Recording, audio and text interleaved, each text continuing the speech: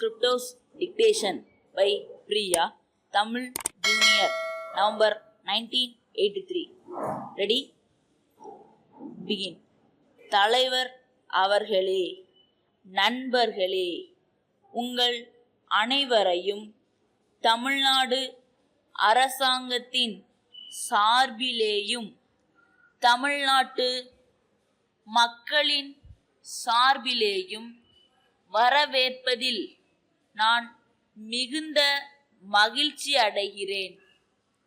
பழமை ஆனதும் வரலாற்று புகழ் பெற்றதும் தமிழ்நாட்டின் தலைநகராக விளங்குவதுமாகிய சென்னை மாநகரத்திலே இந்த மகா நாடு இரண்டாவது முறையாக நடைபெறுகிறது. சென்னையில் இந்த மகா நாட்டை வைத்து கொள்ளுமாறு நாங்கள் விடுத்த அழைப்பை ஏற்றுக்கொண்டதற்காக மகா நாட்டின் தலைவர் அவர்களுக்கு என் நன்றியை தெரிவித்துக் கொள்கிறேன். தமிழ்நாட்டிற்கு மிக அருகில் இருந்தும் வெகு தொலைவில் இருந்தும் இங்கு வந்து கூடியிருக்கிறீர்கள். நீங்கள் தங்குவதற்கு வேண்டிய வசதிகள் அனைத்தையும் நாங்கள் செய்திருக்கிறோம். அவைகளில் ஏதேனும் குறைபாடுகள் இருக்குமானால் அதற்காக எங்களை பொறுத்து கொள்ளுமாறு கேட்டுக்கொள்கிறேன். 50 ஆண்டுகள் என்பது ஒரு மனிதனுடைய வாழ்க்கையில் குறைந்த அளவாக தோன்றலாம். ஆனால் சட்டமன்ற பேரவை மற்றும் சட்டமன்ற மேலவை தலைவர்களின் மகா நாடு தொடர்ந்து 50 ஆண்டுகள் நடைபெற்று அதன் பொன் விழாவை கொண்டாடி கொண்டிருக்கிறது என்றால் அது பெருமைப்படக்கூடிய விஷயமாகும். இந்தியா ஒரு பெரிய ஜனநாயக நாடு என்பதை சொல்ல வேண்டிய அவசியமில்லை. இங்கு இதுவரையில் 5 பொது தேர்தல்கள் மிகவும் சிறப்பான முறையில் நடத்தப்பட்டு விட்டன. மக்களுடைய முன்னேற்றத்திற்கும் நல்வாழ்வுக்கும் தேவைப்படுகின்ற கொள்கைகளையும் திட்டங்களையும் வகுக்கின்ற இடமாக சட்டமன்றங்கள் திகழ்கின்றன. சட்டமன்றங்களில் பணியாற்றும் உறுப்பினர்களின் உரிமைகளை பாதுகாக்க வேண்டும். இதில் அவை தலைவர்களின் பணி மிகவும் முக்கியமான பங்கை வகிக்கிறது.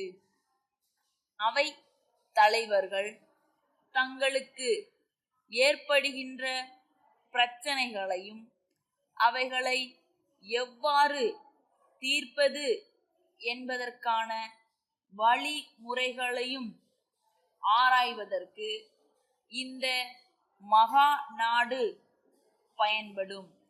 இந்த மகா நாட்டை ஒட்டி கருத்தரங்கு ஒன்றிற்கும் ஏற்பாடு செய்யப்பெற்றுள்ளது.